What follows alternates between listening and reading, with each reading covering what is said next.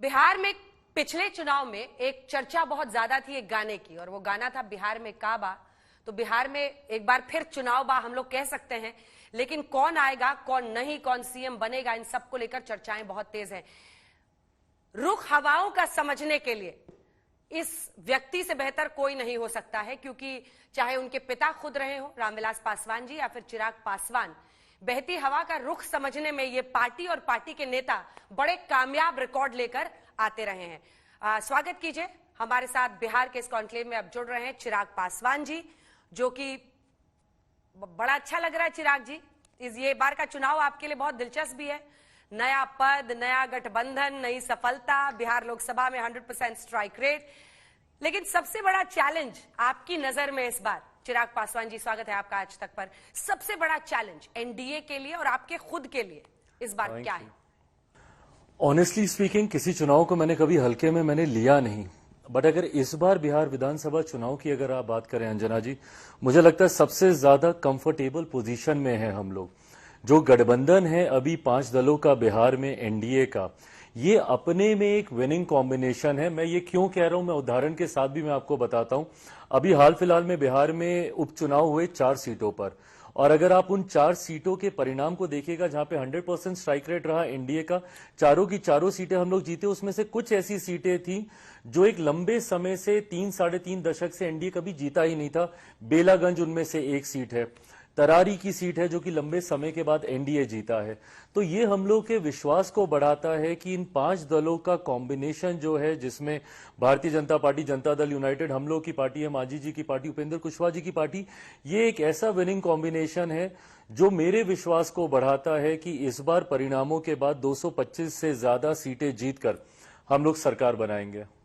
देखिए, आप केंद्रीय मंत्री भी हैं और आपके पीछे आपके मंत्रालय का भी नाम लिखा हुआ है, और भारी भरकम इस बार आपकी परफॉर्मेंस बड़ी अच्छी रही है। 100% स्ट्राइक रेट रहा है, 5 आउट ऑफ 5। आपके लिए सबसे बड़ा मुझे जो निजी तौर पर चैलेंज दिख रहा है वो ये है कि आपको सीटें कितनी मिलेंगी, आप कितनी चाहते हैं?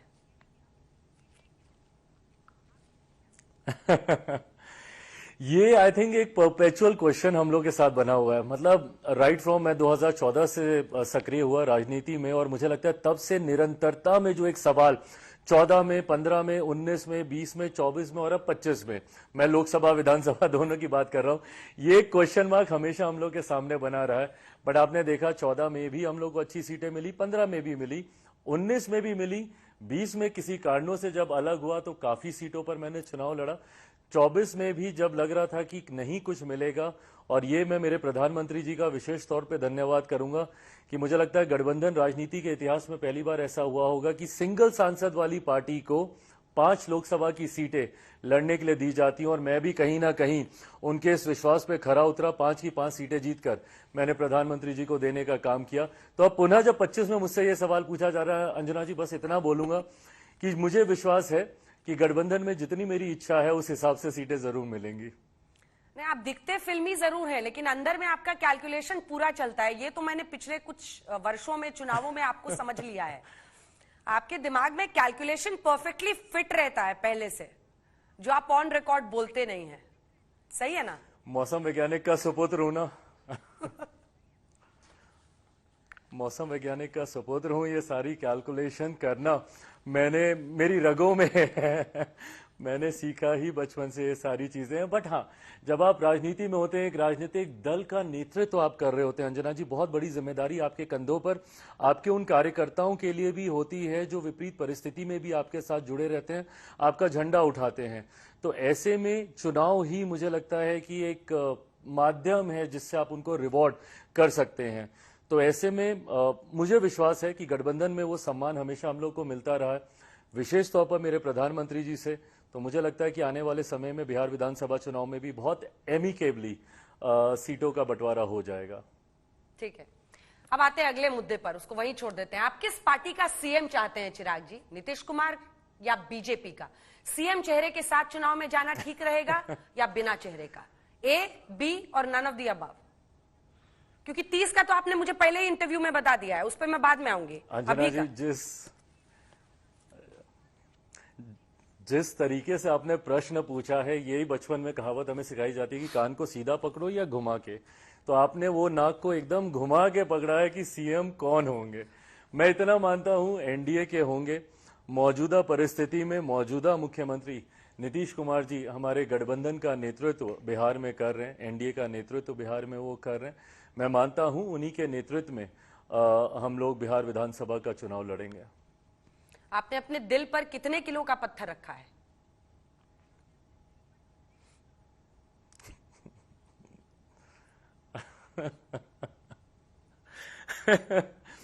देखिए, जब आप गठबंधन में हैं तो बिना दबाव के ही आप ईमानदारी से गठबंधन में रह सकते हैं। मैं समझ रहा हूं कि ये प्रश्न किस पृष्ठभूमि से आ रहा है और उसको सहज स्वीकारते हुए जरूर मेरे कंसर्न्स थे, मेरे इश्यूज थे और ये किसी से छुपा हुआ नहीं है। एक समय था जब मैं मुख्यमंत्री जी की नीतियों का पक्षधर नहीं था। पर अंजना जी, मैं गठबंधन की राजनीति में इतना भी जानता हूं कि अगर आप नहीं सहमत है तो माइट एज वेल आप अलग हो जाइए, जो मैंने 2020 में किया। बट दिल पे पत्थर रखकर अगर आप गठबंधन का हिस्सा बनेंगे तो ना आप अपना भला कर रहे हैं, ना आप गठबंधन का भला कर रहे हैं। तो अब जब मैं इस गठबंधन का हिस्सा हूं और गठबंधन में आने के बाद आपको वो मंच मिलता है अपने कंसर्न्स, अपने इश्यूज को बैठ के रिजॉल्व करने का, जो जब आप बाहर होते हैं नहीं मिलता था, जो मुझे 2020 में नहीं मिला और इसीलिए मैं पूरी तरीके से गठबंधन से बाहर हो गया था। बट अब गठबंधन के भीतर हूं, पूरी ईमानदारी से हूं, पूरी मजबूती से हूं, बिना दिल पे कोई बोझ रखे हुए हूं। वाह, चलिए अगले प्रश्न पर आते हैं। आपने पिछले इंटरव्यू में मुझे कहा था 2030 के चुनाव में एमएलए का चुनाव आप लड़ेंगे। क्या 5 साल में आप पार्टी को ऐसी जगह पर पहुंचा देंगे? देखिए, आप युवा बिहारी, आप बहुत सारे कॉन्सेप्ट्स पे अलग अलग जगहों पर काम कर रहे हैं, लेकिन 2020 में आपके एक ही विधायक जीते, वो भी फिर जेडीयू में चले गए। तो प्रश्न ये उठता है कि पिछले चुनाव से 10 साल हो जाएंगे और इस चुनाव से 5 साल, क्या आप पार्टी को वहां तक ले जाएंगे जहां पर मतलब आपका वहां पर अगर विधायकी का चुनाव लड़ना है तो मैं ये मानकर चल रही हूं कि आप शीर्षस्थ पद की तरफ बढ़ने वाले कदम को उठाएंगे? मुझे नहीं पता कि मैं किस पद की तरफ कदम उठाने की सोच के साथ विधायक का चुनाव में लड़ूंगा, बट मैं इतना मैं जरूर मानता हूं कि इवेंचुअली मेरे लिए राजनीति में आने का कारण ही मेरा प्रदेश रहा है, मेरा बिहार रहा है। बिहार फर्स्ट, बिहारी फर्स्ट की सोच के साथ मैं आगे बढ़ रहा हूं। ऐसे में अंतोगत्वा बिहार की राजनीति में, एंड आई थिंक ये क्लैरिटी पापा को भी हमेशा थी, he was very clear that he wants to be in the centre politics. उतना ही स्पष्ट, उतना ही क्लियर मैं हूं that eventually I have to get into state politics. Bihar को विकसित राज्य बनाना है, बिहार को फर्स्ट बनाना है, बिहारियों को फर्स्ट बनाना है। बिहार के गौरव, सम्मान, अस्मिता की लड़ाई मैं लड़ रहा हूं तो बिहार में रह के ही लड़ सकता हूं। उस सोच के साथ मैं विधायक का चुनाव लड़कर बिहार में ज्यादा सक्रिय अपने आप को देखता हूं। बट हाँ, 2030 में ही ये फैसला मैंने लिया है कि 2030 वाला चुनाव मैं जरूर विधानसभा का लड़ूंगा और मैं मानता हूं कि तब तक मैं अपनी पार्टी को वहां पे लेके जाऊंगा। अंजना जी, मेरी पार्टी में ऑनेस्टली बोलूं, खैर नेपोकेड और ये सारे इल्जाम तो हम पे लगते रहते हैं, बट मेरी पार्टी आज की तारीख में वो पार्टी नहीं है जो सन 2000 में मेरे पिता ने बनाई थी। मुझसे मेरी पार्टी का नाम, सिंबल सब छीन लिया गया था। तो मुझे खुशी इस बात की है कि मेरी पार्टी का ये पहला परफॉर्मेंस था with new name and new symbol. 2024 का लोकसभा का चुनाव, उसमें हम लोग का 100% स्ट्राइक रेट रहा। पार्टी एक्सपेंशन मोड में है, कई और राज्यों में, नागालैंड में हम लोग के 2 विधायक हैं, झारखंड में इस बार पहली बार हम लोग एक विधायक जीतने में हम लोग कामयाब रहे। तो पार्टी एक्सपेंशन मोड में भी है, पार्टी का विस्तार भी कर रहा हूं और मैं मानता हूं कि 2030 बिहार विधानसभा का चुनाव आते आते तक पार्टी एक मजबूत स्थिति पे पहुंच जाएगी। आप बिहार को लेकर बहुत चाहते हैं, वो उत्साह में आपने देखती हूं कि आप चाहते हैं एक प्रोग्रेसिव बिहार बने, बिहार फर्स्ट, युवा बिहारी, ये सब अपनी जगह पर है।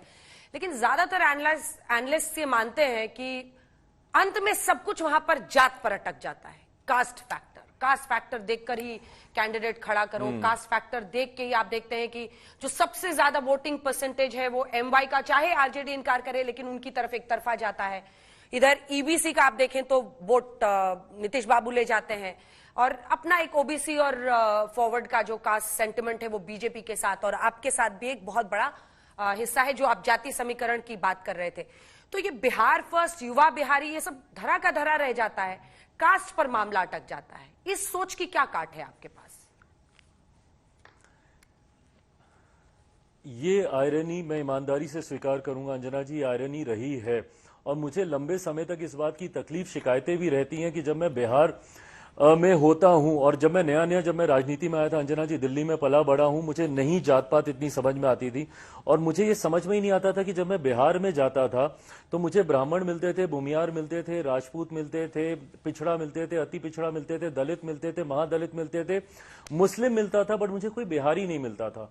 और ये शिकायत मैंने हमेशा से खुले मंच से भी मैंने रखी। मैं 21वीं सदी का पढ़ा लिखा युवा हूं अंजना जी, मैं जात पात धर्म मजहब में मैं नहीं मानता। मेरा एक अपना एमवाई समीकरण है। जो लोग जातीयता और सांप्रदायिकता पे अपने एमवाई समीकरण को आधारित करते हैं, वही मेरा एमवाई समीकरण महिला और युवा का है, जो इस बार के लोकसभा चुनाव में भी मैंने करके दिखाया। आप देखेंगे 5 सीटों पर ही मैं चुनाव लड़ रहा था, बट उन 5 सीटों में से 4 युवा और 2 महिलाओं को मैंने टिकट देने का काम किया। नारी शक्ति अधिनियम का 100% पालन मेरी पार्टी ने किया। ऐसे में मैंने अंजना जी एक्सपेरिमेंट भी किया। मैंने कुछ ऐसे प्रत्याशियों को उतारा जो उस लोकसभा से सो कॉल्ड जातीय समीकरण पर खरे नहीं उतरते हैं, पर उसके बावजूद जनता ने उनको चुनने का काम किया। तो मैं मानता हूं कि अगर जनता को आप एक अच्छा विकल्प देंगे, पढ़े लिखे लोग देंगे, नई सोच वाले लोग देंगे, तो मुझे लगता है कि जनता आज की तारीख में उनको चुनने के लिए जात पात धर्म मजहब की बेड़ियां तोड़कर आगे बढ़ने को तैयार है। विकल्प देने की जरूरत है। और इस बात पर मुहर लगाई लोगों ने, क्योंकि आपने कई बार ऐसे लोग, और युवा, सबसे युवा सांसद भी महिला आपने वहां पर जिताई। लेकिन बिहार में बीजेपी बहुत अग्रेसिव हिंदुत्व का एजेंडा लेकर आ रही है चिराग जी। अब इसको भी एनालिस्ट देख रहे हैं ना कि आप औरंगजेब का मुद्दा जो महाराष्ट्र का है, लेना न देना बिहार में उसको लेकर उछाला जा रहा है। यहां पर संभल का मुद्दा की होली एक 52 जुम्मा, ये मुद्दा वो उठा रहे हैं।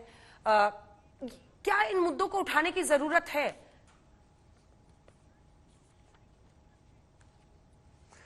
देखिए अंजना जी, हर पार्टी के अपने एजेंडे होते हैं, और ये कोई नई बात तो नहीं है। भारतीय जनता पार्टी हमेशा से हिंदुत्व के मुद्दे को लेकर एग्रेसिव रही है। हैविंग सेड इट ऑल, मेरे प्रधानमंत्री जी इस बात को लेकर भी पूरी तरीके से स्पष्ट हैं कि हम लोग सबका साथ सबके विकास की हम लोग बात करते हैं। बट ये भी उतनी ही स्पष्टता से उनके पार्टी के मैनिफेस्टो में लिखा हुआ था। जब राम मंदिर बनने की बात आई, उस वक्त भी तो उंगली उठती थी कि भाई मंदिर वहीं बनाएंगे, तारीख नहीं बताएंगे। आज जब बना दिया तो कह रहे हैं कि भाई आप हिंदुत्व पे आप इतनी हार्ड लाइन ले रहे हैं। बट आज की तारीख में भारतीय जनता पार्टी देश का नेतृत्व कर रही है, 140 करोड़ देशवासियों का नेतृत्व कर रही है, और सबका साथ सबका विकास की सोच के साथ हम लोग आगे बढ़े। बट हाँ, जब आप पार्टी पॉलिटिक्स की आप बात करते हैं तो वो अपने एजेंडे को आगे रखते हैं, ये उनका एजेंडा है। मैं गठबंधन में हूं, पर मेरा एजेंडा अलग है। मैं बिहार फर्स्ट, बिहारी फर्स्ट की बात करता हूं। मैं 14 करोड़ बिहारियों की बात करता हूं, उनके सम्मान, उनके विकास की मैं बात करता हूं। तो हर पार्टी के अपने अपने एजेंडे होते हैं, अपने अपने मुद्दे होते हैं, उस पर वो लोग आगे चलते हैं। बट मैं इतना जरूर मानता हूं कि जो देश का नेतृत्व कर रहे हैं हमारे प्रधानमंत्री जी, उन्होंने हमेशा से हर जाति हर धर्म का सम्मान करने का काम किया। योजनाएं सबको ध्यान में रख के बनाई गई। गरीब कल्याण की योजनाओं को धरातल पर बिना किसी भेदभाव के उतारने का काम मेरी सरकार ने किया। तो ऐसे में किसी के साथ भेदभाव नहीं। हाँ, अब जब ये विषय आते हैं, आपने औरंगजेब और ये सारी बातें कि इतने दिन का जुम्मा होता है और एक दिन की होली आती है, मैं नहीं मानता कि राजनीति में इन तमाम बातों की जरूरत है। मैंने तो हमेशा से इस बात को कहा है कि किसी भी राजनेता को किसी भी धर्म के ऊपर बोलने का कोई हक बनता ही नहीं। ये व्यक्तिगत आस्था का विषय है। राजनेताओं को इन तमाम बातों से अपने आप को दूर रखना चाहिए। अभी बाबा बागेश्वर गए थे बिहार, बिना मतलब की बयानबाजी उनको लेकर होने लग गई। भाई वो धर्म गुरु हैं, वो अपने धर्म की बात करेंगे, वो अपनी बात करेंगे ही करेंगे। ऐसे में जब नेता लोग ये सारी बातें करने लगते हैं तो आप जनता को भ्रमित करते हैं या उकसाने का काम करते हैं। राजनेताओं को, राजनीतिक दलों को अपने आप को इन तमाम विषयों से दूर रखना चाहिए और सिर्फ विकास की बात करनी चाहिए, ये मैं मानता हूं। लेकिन धीरेन्द्र शास्त्री, पंडित धीरेन्द्र शास्त्री को लेकर बहुत वहां पर बवाल है। उनके शिविर में बहुत सारे लोग आ रहे हैं, वो हिंदू राष्ट्र की खुलकर बात करते हैं। अब इसको पॉलिटिकल आइडियोलॉजी से जोड़ा जाता है, क्योंकि संघ को लेकर संघ से जोड़ा जाता है, फिर संघ की आइडियोलॉजी से, और वहां से होते हुए बीजेपी तक पहुंचता है। आपको लगता है कि चुनाव के एंड पहले धीरेन्द्र शास्त्री का, श्री रविशंकर का वहां पर पहुंचना एजेंडा नहीं है? बिल्कुल एजेंडा नहीं है, और वो अपनी बात रखेंगे अंजना जी। हम लोग क्या उम्मीद कर रहे हैं उनसे? वो धर्मगुरु हैं, वो जिस धर्म में विश्वास रखते हैं, सनातन से वो आते हैं, वो अपनी इच्छा रखेंगे ही रखेंगे और खुलकर रखेंगे हर मन से। आपने संघ का भी जिक्र किया, संघ ने भी अपनी बातों को हमेशा से खुल के रखा है। बट क्या ये बात मेरे प्रधानमंत्री कर रहे हैं? क्या ये बात हमारी सरकार कर रही है? क्या ये बात भारतीय जनता पार्टी कर रही है या एनडीए का गठबंधन हमारा कर रहा है, जो आज की तारीख में सत्ता में है? अंतोगत्वा अंजना जी, देश संविधान के आधार पर ही चलेगा। संविधान से ऊपर कुछ नहीं है। बट हाँ, हर किसी को अपनी बातें रखने का तो हक अधिकार है ही, अपनी सोच रखने का अधिकार है। मैं नहीं मानता कि आप क्या उम्मीद करेंगे इन धर्म गुरुओं से। भाई वो अपने धर्म की बात करेंगे और जो उनमें आस्था रखते हैं, मैं भी उनमें से एक हूं, बट मेरी व्यक्तिगत आस्था एक तरफ है, बट मेरी एक राजनीतिक भूमिका है जिसको कतई मिक्स नहीं होने दिया जा सकता। आप जानते हैं मैं खुल के पूजा पाठ करता हूं, मैं कुंभ गया था, स्नान करके आया हूं, सारी बातें मैंने की हैं, बट वो मेरा एक व्यक्तिगत पहलू है। एक राजनेता के तौर पे मेरी जिम्मेदारी समाज के हर जाति हर धर्म के बारे में बनती है, और यही भूमिका मेरे प्रधानमंत्री भी निभा रहे हैं, यही भूमिका हमारी केंद्र की सरकार निभा रही है, और यही भूमिका हर राजनेता को निभानी चाहिए। जब तक राजनीतिक दल, प्रधानमंत्री ये सारी बातें नहीं बोलते, इसमें चिंता का विषय ही नहीं है ना, ये सब तो बोलेंगे ही बोलेंगे। बिहार से पलायन कैसे रोका जा सकता है? पेपर लीक से लेकर डिग्री नहीं मिलना, मतलब अन्य जगहों पर कॉलेज में 3 साल में डिग्री मिल जाती है, वहां पर आज भी 5-5 साल तक डिग्री लेना मुश्किल है। ये सब कैसे ठीक होगा? पलायन कैसे रोकेंगे? इसके लिए क्या रोड मैप है?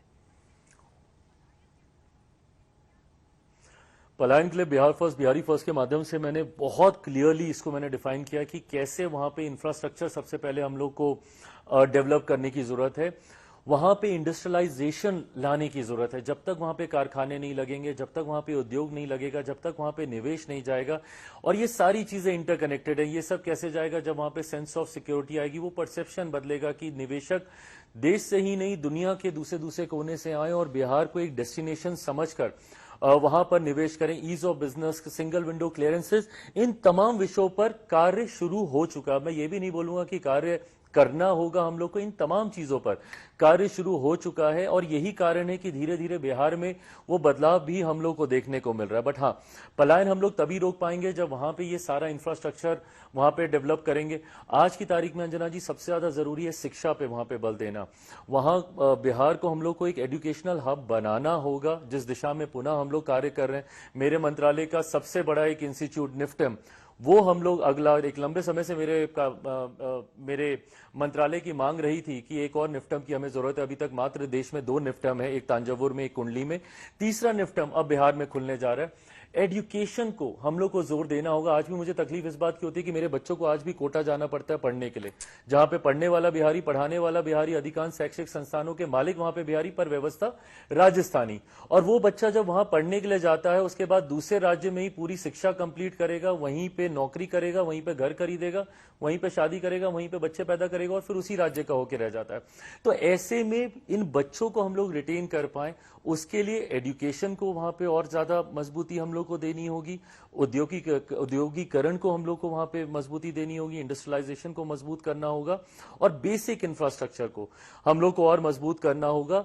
मैं सिर्फ पलायन रुकने का सपना नहीं देखता हूं, मैं रिवर्स माइग्रेशन की भी मैं सोच रखता हूं कि जो लोग पलायन करके बाहर गए हैं वो कैसे अपने राज्य वापस आए। मैं उस दिशा में भी मैं सोच रखता हूं। जब मैं इंटरनेशनली भी ट्रैवल करता हूं, मैं बिहारी डायस्पोरा से इंटरेक्ट करता हूं और यही सजेशन लेता हूं। बीटो एक करके मैंने एक इनिशिएटिव भी शुरू किया है, जिसके माध्यम से मैं ऐसे बिहारियों को जोड़ता हूं जो बिहार के लिए कुछ करना चाहते हैं और वापस अपने राज्य जाकर अपने क्षेत्र को विकसित करना चाहते हैं। तो उसका भी माध्यम बनने का मैं प्रयास कर रहा हूं। बट मैं मानता हूं कि आने वाले दिनों में ये तमाम चीजें होंगी। चिराग पासवान जी, केंद्रीय मंत्री और अध्यक्ष एलजेपीआर के बहुत बहुत धन्यवाद आपका आज तक के मंच पर आने के लिए और बिहार चुनाव से जुड़े तमाम सवालों के जवाब देने के लिए। धन्यवाद। Thank you.